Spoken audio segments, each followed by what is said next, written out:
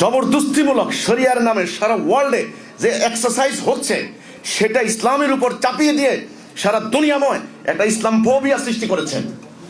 ন্যায় অন্যায়ের মানদণ্ড মানুষ না, যখনই মানদণ্ড মানুষ নিয়ে গেল মানুষের হাতে, এটার নাম গণতন্ত্র, এটার নাম সেকুলারিজম, এটার নাম মানুষের তন্ত্র। কোরআনের ভাষায় এটাকে বলা হয় তাগুত। গণতন্ত্র, তারা বলেছেন গণতন্ত্র হলো উত্তম জীবন ব্যবস্থা। আমরা যখন বিশ্ববিদ্যালয়গুলিতে ক্লাস করেছি, আমাদের যেই শিক্ষকে ক্লাস নিতেন, প্রথমে এসে ওনারা প্রথমে 10 মিনিট গণতন্ত্রের গুণগান গাইতেন। গণতন্ত্র উত্তম জীবন ব্যবস্থা, গণতন্ত্র থেকে ভালো আর জীবন ব্যবস্থা নাই। এটা আমাদেরকে শান্তি দিবে, বাক স্বাধীনতা, আমাদের মানবাধিকার, আমাদের লিবার্টি, আমাদের ফ্রিডম, আমাদের প্রেস্টিজ, আমাদের সব কিছুকে সমুন্নত করবে ডেমোক্রেসি। এই কথা আমাদেরকে এমনভাবে আমাদের রন্ধ্রে রন্ধ্রে চিন্তা ভাবনায় চেতনায় গেড়ে দিয়েছে।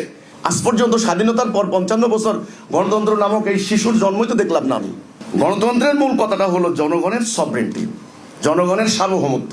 কিন্তু আল্লাহ সুবহানাহু ওয়া তাআলা পরিষ্কার বলেছেন, হে রাসূল, আপনি অধিকাংশ লোকের কথা শুনবেন না। তাহলে জনগণের সভরেন্টি, জনগণ যেটা সিদ্ধান্ত নেবে সেটাই রাইট। এই যে ডিসিশনটা হলো, আমার বক্তব্য এটা ভুল।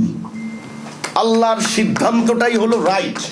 ন্যায় অন্যায়ের মানদণ্ড মানুষ না, যখনই মানদণ্ড মানুষ নিয়ে গেল মানুষের হাতে, এটার নাম গণতন্ত্র, এটার নাম সেকুলারিজম, এটার নাম মানুষের তন্ত্র।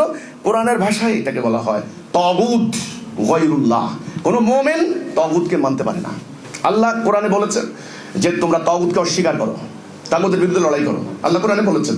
এবং আল্লাহ বলেছেন যে আমি সৃষ্টি করেছি, হুকুম দিব আমি হুকুমদাতা, আমি তোমাকে সৃষ্টি করতে পারলাম, তুমি কিছুই ছিলে না, নাপাক রক্তবিন্দু থেকে তোমাকে সৃষ্টি করেছি। আবার বলেছেন মাটি থেকে, সলসলিন কাল ফাক্কার, মিত্তিন, মাটি থেকে, কাদা মাটি, ঠনঠনা মাটি থেকে তোমাকে সৃষ্টি করেছি। কাজে তুমি কিছুই ছিলে না, সেখানে তোমাকে আমি বানিয়েছি, তোমাকে ব্রেন দিয়েছি, দৃষ্টি দিয়েছি, কিন্তু তোমার জীবন চলার পথ আমি দিয়েছি, আমি দিতে পারি, আমি সক্ষম।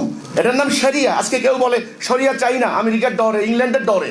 শরিয়া বলতে যদি চাবুক দিয়ে পিটানো হয়, শরিয়া বলতে যদি মেয়ে মানুষের অধিকার নাই, রাস্তায় নামতে পারবে না, শরিয়া মানে কারো হাত থাকবে না, শরিয়া মানে গান শুনতে পারবে না, শরিয়া মানে কোনো ধরনের মানবাধিকার, বাক স্বাধীনতা হবে না, জবরদস্তি, জুলুম, এটা যদি শরিয়া হয়, তাহলে আল্লাহ কিন্তু এই শরিয়ার কথা বলেন নাই। আল্লাহ বলেছেন আমি তোমাদেরকে কষ্ট দিতে চাই না, পানি না থাকলে তায়াম্মুম করো। সেই জায়গার মধ্যে আয়াতের মধ্যে কথা আছে যে আমি তোমাদেরকে কষ্ট দিতে চাই না। লা ইউকাল্লিফুল্লাহু নাফসান ইল্লা উসআহা, কোনো কাউর তার সাধ্যের অতিরিক্ত আমি চাপিয়ে দিতে চাই না। লা ইকরাহা ফিদ-দীন কাদ তাবায়্যানা রুশদু মিনাল গায়্য, আমি জোর জবরদস্তি আমি চাই না। কোরআনে আল্লাহ বলেছেন। তাহলে আল্লাহর নীতি জবরদস্তি নয়, জবরদস্তিমূলক শরিয়ার নামে সারা ওয়ার্ল্ডে যে এক্সারসাইজ হচ্ছে, সেটা ইসলামের উপর চাপিয়ে দিয়ে সারা দুনিয়াময় একটা ইসলাম ফোবিয়া সৃষ্টি করেছেন।